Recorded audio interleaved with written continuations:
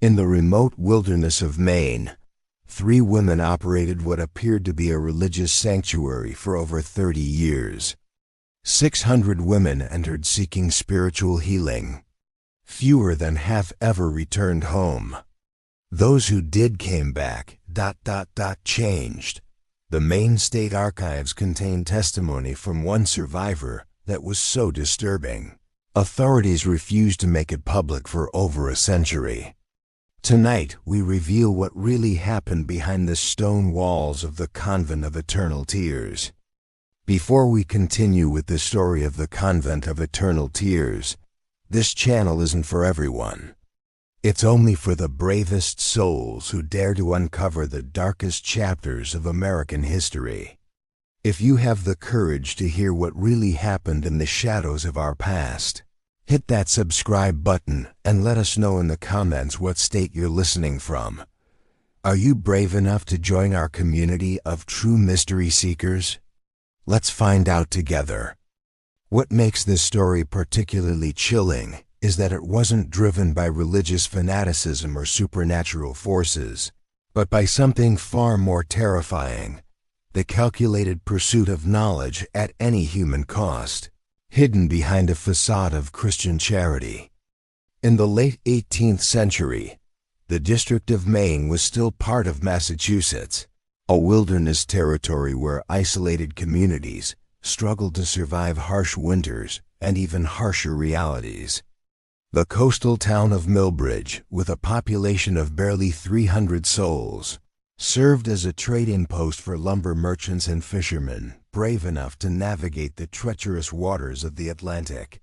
15 miles inland, through dense forest marked only by Native American hunting trails, lay a parcel of land that would become synonymous with unspeakable horrors.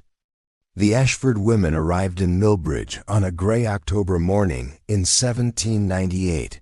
Their horse-drawn wagon, loaded with mysterious crates and medical supplies, drew curious glances from townspeople.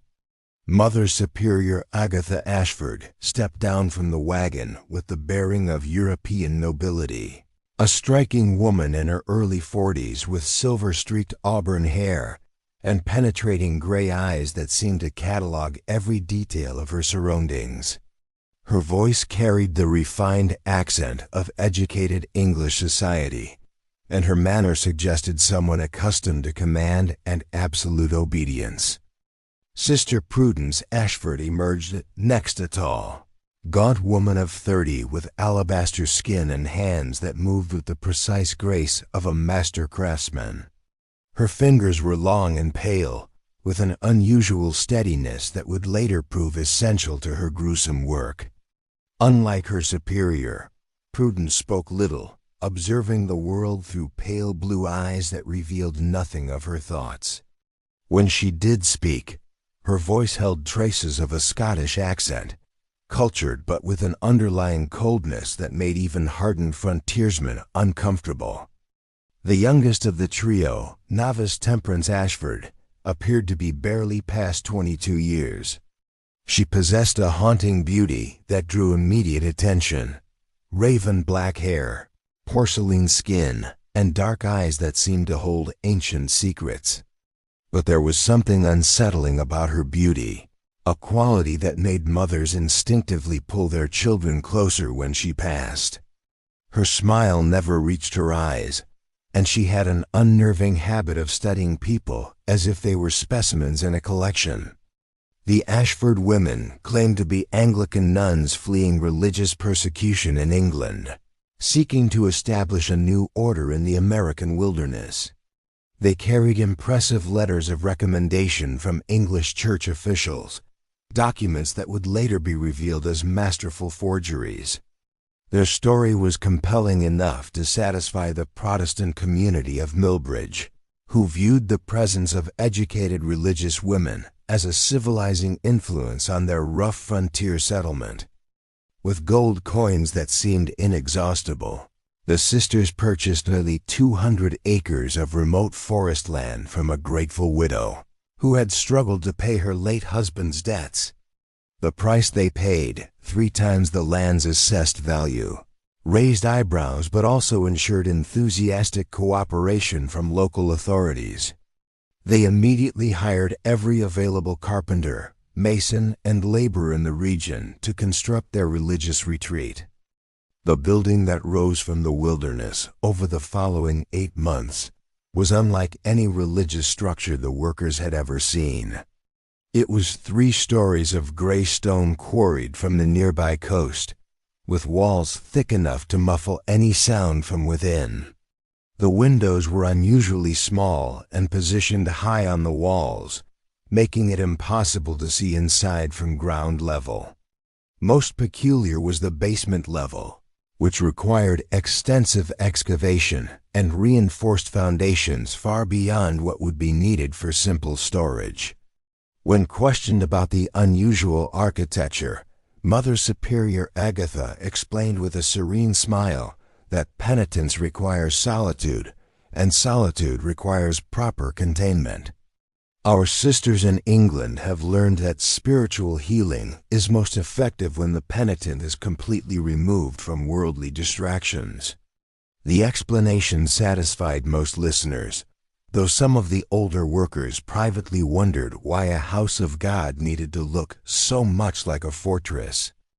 The Ashford women supervised every detail of construction with meticulous attention.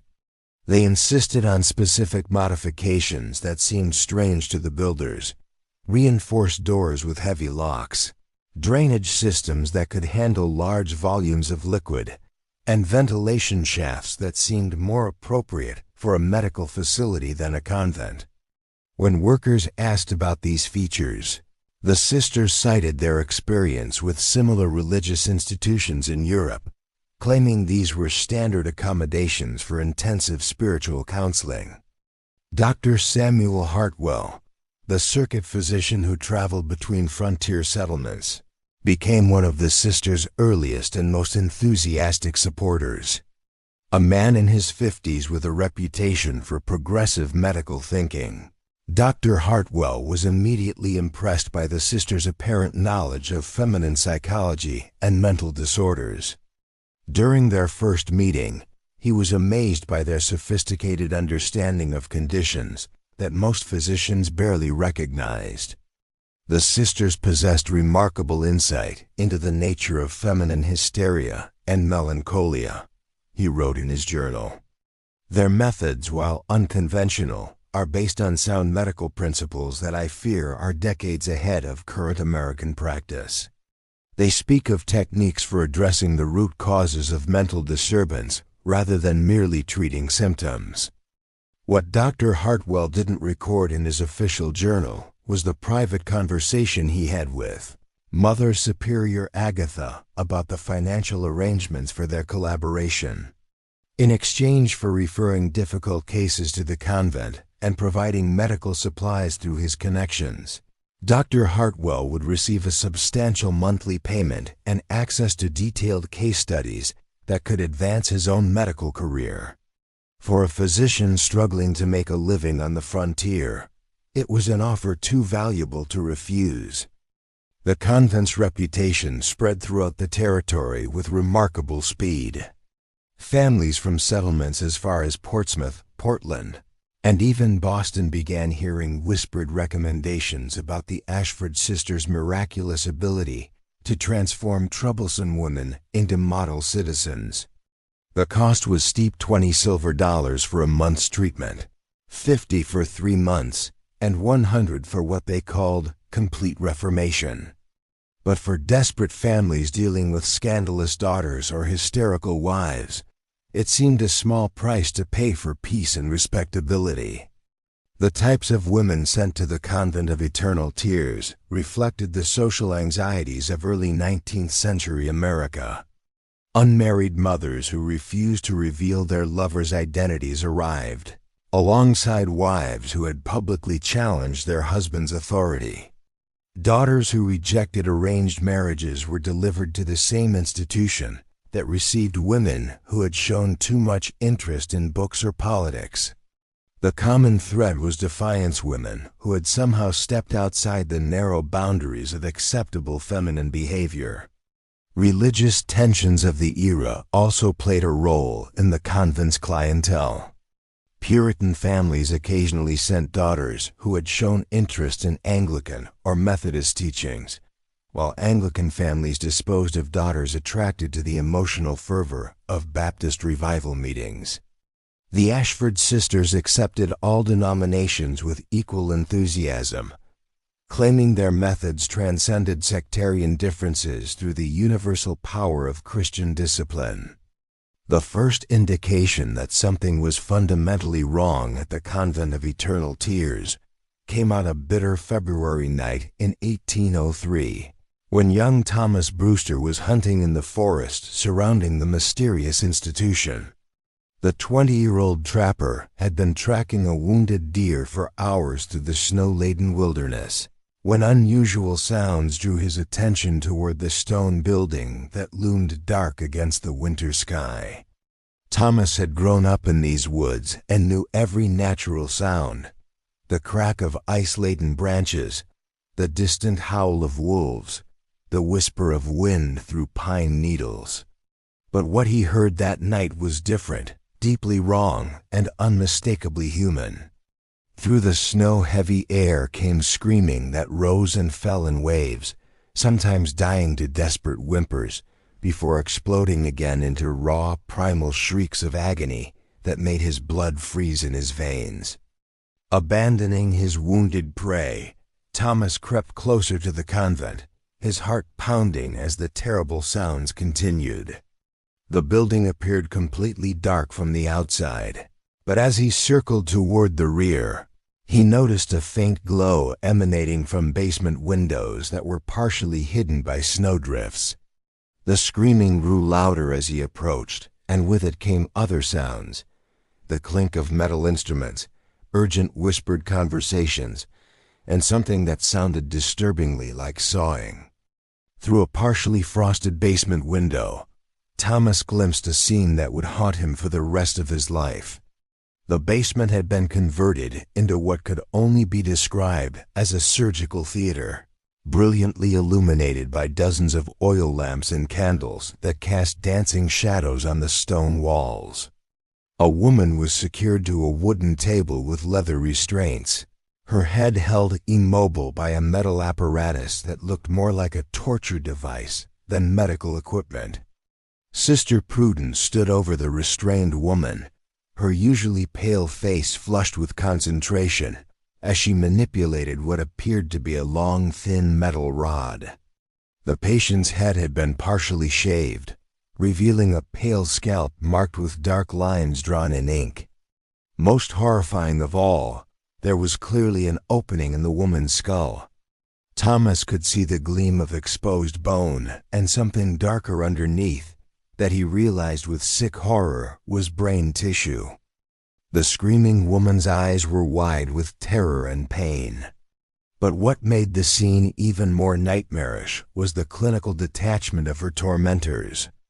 Mother Superior Agatha stood nearby with a notebook, calmly recording observations as if she were documenting a routine medical procedure. Novice Temperance held additional instruments, passing them to Sister Prudence with the practiced efficiency of an experienced surgical assistant. Thomas watched in frozen horror as Sister Prudence inserted the metal rod deeper into the woman's skull. The screaming reached a crescendo that seemed to shake the very stones of the building, then suddenly cut off as the patient lost consciousness. The sisters continued working with methodical precision, apparently untroubled by the fact that their patient was no longer responsive. Unable to witness any more, Thomas fled into the night, stumbling through snowdrifts in blind panic. The image of that basement chamber burned itself into his memory: the casual efficiency of the procedures, the scientific detachment of the perpetrators, and most terrifying of all, the realization that this was clearly not the first time such horrors had occurred within those stone walls. When Thomas reached town the next morning, he burst into his father's blacksmith shop, babbling about torture chambers and brain surgery with such frantic intensity that his father feared the boy had suffered a mental breakdown. The elder Brewster, a practical man who valued community stability above all else, listened with growing alarm as his son described scenes that seemed to belong in Gothic novels, rather than a respectable religious institution. "Thomas," his father said carefully, "you were hunting alone in a blizzard, in the dark, after tracking a wounded animal for hours. The mind can play terrible tricks under such circumstances. Perhaps what you saw was a medical procedure of some kind. The sisters are known to treat various feminine ailments that require intimate intervention." But Thomas's description was too detailed, too specific to be dismissed as hallucination or misunderstanding. He could describe the layout of the basement chamber, the specific instruments he had observed, and most convincingly, the clinical manner in which the procedures were being conducted. This wasn't the random violence of madness, but something far more sinister, systematic, methodical, and clearly practiced. The elder Brewster decided to consult with Deacon Morrison, the town's most respected citizen and unofficial moral authority. Morrison was a cautious man who had built his reputation on careful judgment and community harmony. The Ashford sisters had been model citizens for 5 years, contributing generously to local charities and maintaining perfect decorum in their rare public appearances. More importantly, several prominent families currently had daughters and wives receiving treatment at the convent. "We must be extremely careful," Deacon Morrison warned after hearing Thomas's account. "Accusations of this nature could destroy reputations and tear our community apart. These are respected women of God, not common criminals. There must be a reasonable explanation for what the boy thinks he saw." However, the deacon was too responsible to ignore such serious allegations entirely. He agreed to make a discreet inquiry, visiting the convent the following week under the pretense of discussing a church fundraising event. Mother Superior Agatha received him in the convent's austere parlor, her manner perfectly gracious and composed. When Deacon Morrison delicately mentioned that local hunters had reported unusual noises coming from the convent at night, Mother Superior Agatha's expression showed only mild concern. "Deacon Morrison," she said in her cultured English accent, "we often conduct intensive prayer sessions for our most troubled residents during the quiet hours of night. The process of spiritual cleansing can be quite vocal, particularly for women who have lived lives of sin and moral corruption." She explained that the sounds were likely the cries of demons being cast out through the power of prayer and penance. The explanation was delivered with such sincerity and theological sophistication that Deacon Morrison found himself nodding in agreement. Mother Superior Agatha then offered to show him through the upper levels of the convent, leading him through Spartan but clean dormitory rooms where several women sat in silent contemplation. The residents appeared calm, though Deacon Morrison noticed they seemed unusually subdued, moving with mechanical precision. When he attempted to make eye contact, they seemed to look through him. When the deacon asked about visiting the basement levels, Mother Superior Agatha explained that they were intensive counseling facilities. "I'm afraid it would be inappropriate for a man to witness such intimate procedures," she said with a modest smile. The explanation seemed reasonable, and Deacon Morrison left feeling reassured. However, something continued to trouble him. The women he had observed seemed too quiet, too controlled, and there had been a smell throughout the building that he couldn't quite place, something that reminded him uncomfortably of the battlefield hospitals he'd visited during the Revolutionary War. Following Deacon Morrison's visit, the Ashford sisters implemented additional security measures. The loud screaming that had alerted Thomas Brewster was replaced by an eerie silence that somehow seemed more ominous. Families continued sending their troubled women to the convent, and observant residents began noticing disturbing patterns. Women who entered the convent for spiritual correction often emerged months later as completely different people, not reformed or redeemed, but somehow fundamentally altered. Mary Prescott had been a spirited young woman of 19, known for her quick wit and stubborn independence. Her parents sent her to the convent for 6 months of spiritual guidance. When Mary returned home, her parents were initially delighted. Gone was the rebellious daughter. In her place was a docile, blank-eyed woman who spoke only when directly addressed. She accepted the first marriage proposal that came her way with mechanical compliance. But as weeks passed, Mary's parents grew increasingly concerned. She displayed no recognition of favorite foods or childhood friends.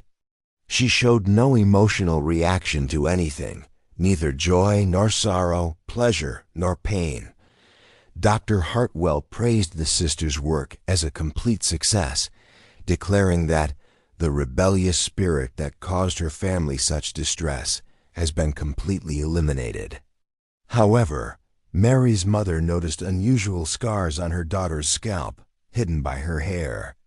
When questioned, Mary showed no memory of how they had been acquired. Similar transformations occurred with increasing frequency. Hannah Morse, sent for treatment of melancholia, returned home as an unnaturally cheerful woman who claimed to have no memory of ever having a child. Elizabeth Thornton, a merchant's wife committed for hysteria after accusing her husband of adultery, returned home and not only retracted her accusations, but insisted she had never made them. She complained of severe headaches and seemed confused about basic information, and like the other reformed women, she bore mysterious scars on her scalp with no memory of how she got them. Dr. Hartwell continued his enthusiastic endorsement, though his own behavior grew increasingly erratic. The once respected physician began drinking heavily, rambling about advancing medical science and necessary sacrifices. His journal entries from this period reveal a man wrestling with his conscience. The procedures I have witnessed challenge every principle of medical ethics, yet the results are undeniable. History will judge whether we are pioneers or monsters. The flow of correspondence between the convent and various European medical institutions intensified. The Ashford sisters were receiving regular shipments of medical texts, surgical instruments, and chemical compounds, while sending out detailed reports and what appeared to be preserved biological specimens. Mother Superior Agatha began making monthly trips to Portland and Boston, returning with crates of supplies. She explained to curious locals that the convent was pioneering revolutionary treatments, and her cultured manner made these explanations seem plausible. But some residents remained suspicious. Martha Goodwin, whose daughter Rebecca had returned fundamentally altered, began quietly questioning other families. She discovered a disturbing pattern. None of the women who had received intensive treatment in the basement facilities could remember anything about their time at the convent. Martha's investigation revealed another troubling fact. Several women had simply never returned. The Ashford sisters claimed these women had chosen to remain as permanent residents, but families who requested to visit were politely turned away. The mystery deepened when Martha learned that the convent was accepting women from increasingly distant locations, with wealthy families from New York, Philadelphia, and even Charleston sending their most problematic daughters, paying up to $500 for what they termed comprehensive reformation.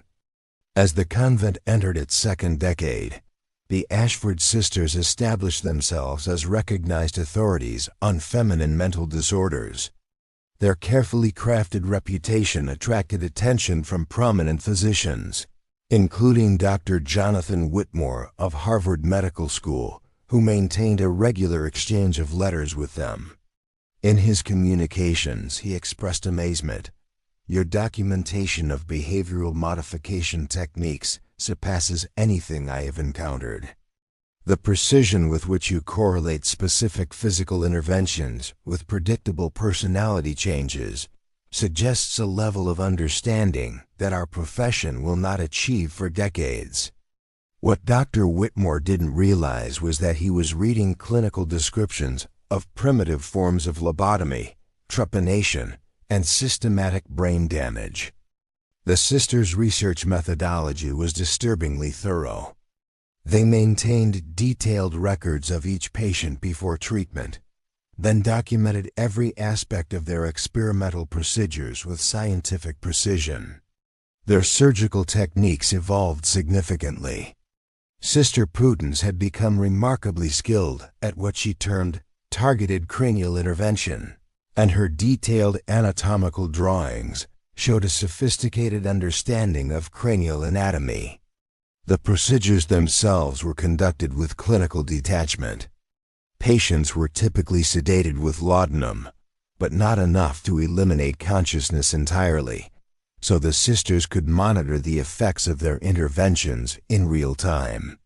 Novice temperance had evolved into the group's expert on psychological conditioning, developing protocols involving controlled nutrition, sleep deprivation, and sensory manipulation to reinforce the effects of the surgery. By 1815, the convent had processed over 400 women. Women who died during treatment were recorded as failures and their bodies preserved for further study. They began accepting research volunteers, destitute women with no family connections, who provided the sisters with test subjects for their most experimental procedures. The documentation from these experiments reveals a systematic approach to human experimentation that was both methodical and horrifying. They also maintained extensive correspondence with researchers throughout Europe and America, selling their findings to medical institutions. Dr. Heinrich Zimmermann of the University of Vienna became one of their most lucrative customers, paying for documentation on eliminating specific memories and creating compliant behavioral states. Perhaps most chilling of all, the sisters began accepting commissions for specific types of behavioral modification, charging premium prices to wealthy families who wanted to eliminate artistic interests or intellectual curiosity in their relatives. The careful facade began to show its first serious cracks in the winter of 1818, when a young woman named Sarah Whitman arrived at the convent. Sarah's crime was having given birth to a child out of wedlock and steadfastly refusing to reveal the father's identity. Her wealthy Boston family, concerned with protecting their reputation, declared her mentally unstable and had her committed. At 24, Sarah possessed a formidable intellect and an unusually comprehensive education, including exposure to medical texts. From the moment of her arrival, Sarah understood that the convent was not what it appeared to be. The other residents moved with the mechanical precision of people whose personalities had been fundamentally altered. Many bore visible scars on their scalps and displayed clear symptoms of brain damage. Sarah's medical knowledge allowed her to recognize these symptoms for what they were, the results of deliberate surgical intervention. During her first week, she was subjected to the same preliminary examinations as other patients, which seemed designed to map her neurological responses rather than assess her spiritual condition.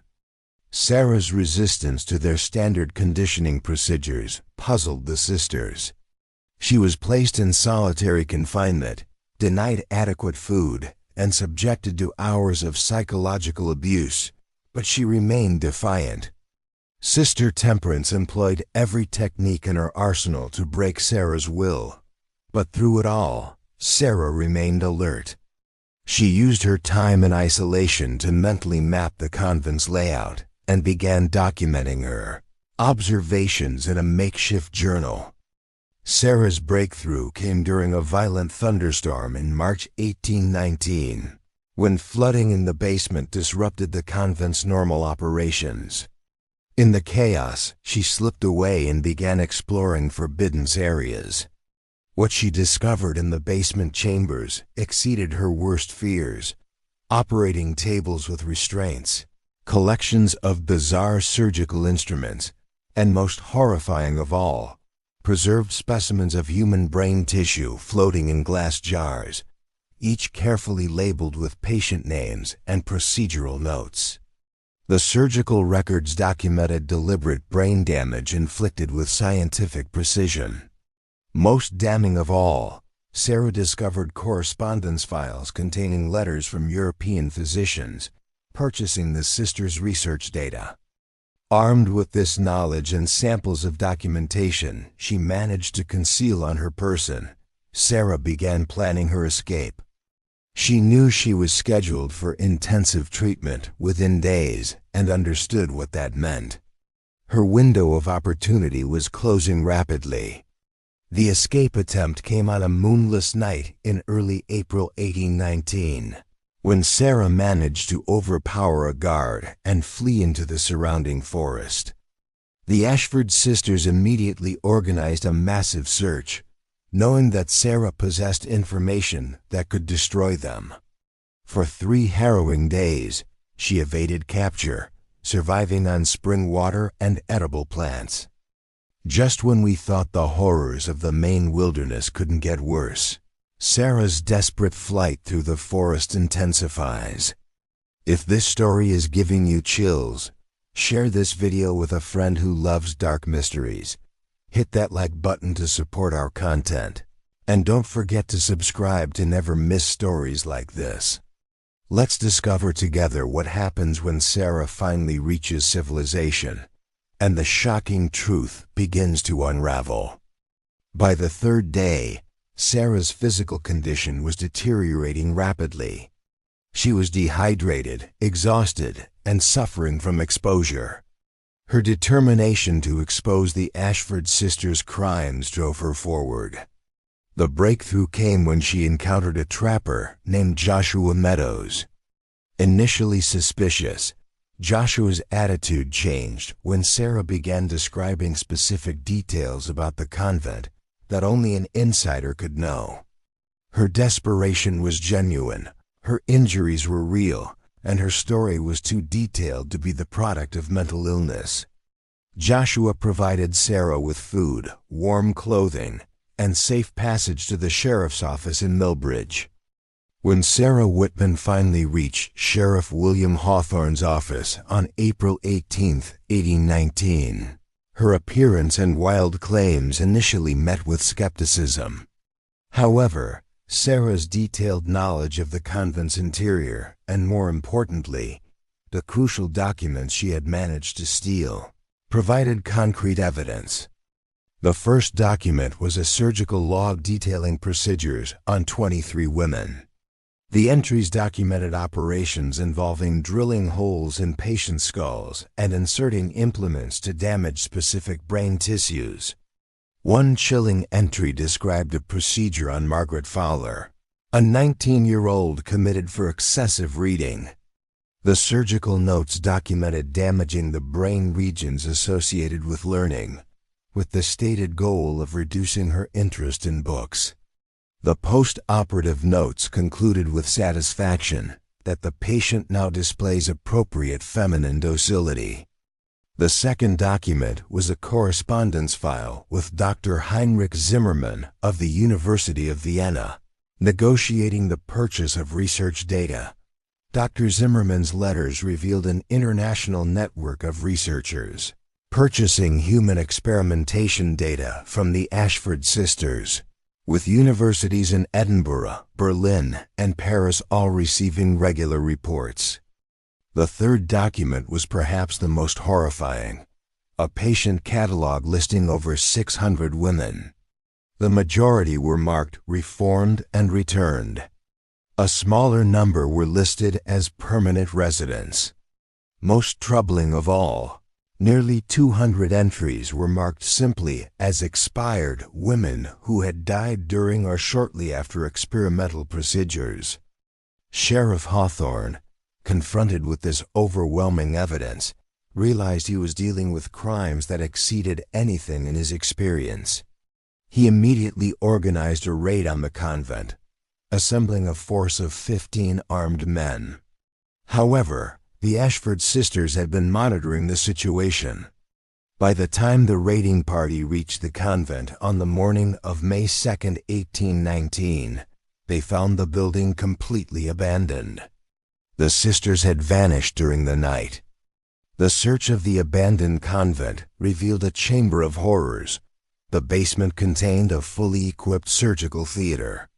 The walls were lined with shelves holding hundreds of preserved brain specimens. A hidden chamber behind a false wall contained 47 bodies in various states of preservation, all showing evidence of cranial surgery. Dr. Samuel Hartwell, when confronted, initially attempted to justify his involvement by claiming he was advancing medical science. However, when presented with the full scope of the experimentation, he suffered a complete mental breakdown. In his final confession, he revealed the true identities of the Ashford sisters, Dr. Agatha Brennan, Dr. Prudence Ashford, and Dr. Temperance Ashford, trained physicians who had been expelled from European medical institutions for conducting unauthorized human experiments. The three women had fled Europe in 1797 and established their false identity as Anglican nuns to provide cover for continuing their research. The manhunt for the escaped Ashford sisters became one of the most extensive criminal investigations in early American history. However, the three women had vanished completely. Bank records showed they had transferred enormous sums to accounts in Canada, Mexico, and several European countries. They had also established false identities in safe houses, suggesting they had planned their escape from the beginning. The investigation revealed the full scope of their criminal enterprise. Over 21 years, they had processed more than 600 women. Approximately 250 had been returned to their families, all showing signs of brain damage. Another 150 women reported as permanent residents were never found, apparently murdered when their conditions made them unsuitable for return. The remaining 200 women were found preserved throughout the convent's hidden chambers. The investigation also uncovered an extensive network of collaborators. Universities throughout America and Europe were found to have unknowingly incorporated the Ashford sisters' research into their medical curricula. The families of victims faced an agonizing choice between seeking justice and protecting their reputations. Most chose silence, preferring to live with private grief rather than public shame. This conspiracy of silence meant that the full extent of the Ashford sisters' crimes was never officially acknowledged. The investigation was quietly closed after 6 months, with most of the evidence sealed in government archives. The convent building was eventually burned to the ground by local residents. Sarah Whitman, the sole survivor to escape and expose the truth, struggled for years with the trauma. She spent months providing testimony, but the emotional toll was devastating. She eventually moved to California under an assumed name, where she worked as a teacher. Her detailed memoir, written shortly before her death in 1863, provided the most complete account of life inside the Convent of Eternal Tears. The Ashford sisters themselves were never captured, though unconfirmed reports placed them in various locations over the following decades. A reported sighting in Argentina in 1847 and a more credible account from a French physician in Paris in 1856 proved inconclusive. When authorities investigated the Paris claim, the woman had already disappeared. The case of the Convent of Eternal Tears represents one of the most systematic and prolonged examples of human experimentation in American history. The Ashford sisters combined scientific methodology with complete moral bankruptcy, creating a program of research that advanced medical knowledge while destroying hundreds of lives. The case also exposed the vulnerability of women in early American society, where social pressures made it possible for three criminals to operate with impunity for over 2 decades. Perhaps most disturbing of all, the conspiracy of silence that followed demonstrated society's willingness to suppress uncomfortable truths. What do you think of this story? Could such systematic horrors really have remained hidden for so long in early American society? The evidence suggests that the pursuit of knowledge, when divorced from human compassion, can lead to atrocities. Do you believe that similar crimes could occur today, hidden behind facades of respectability and scientific progress? Leave your comment below with your thoughts on this chilling chapter of American history.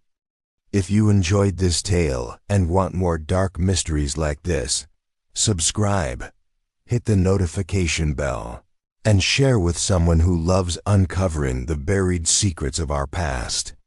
The shadows of history hold many more truths that powerful people try to erase forever. See you in the next video, where we'll reveal another dark secret that challenges everything we thought we knew about American history.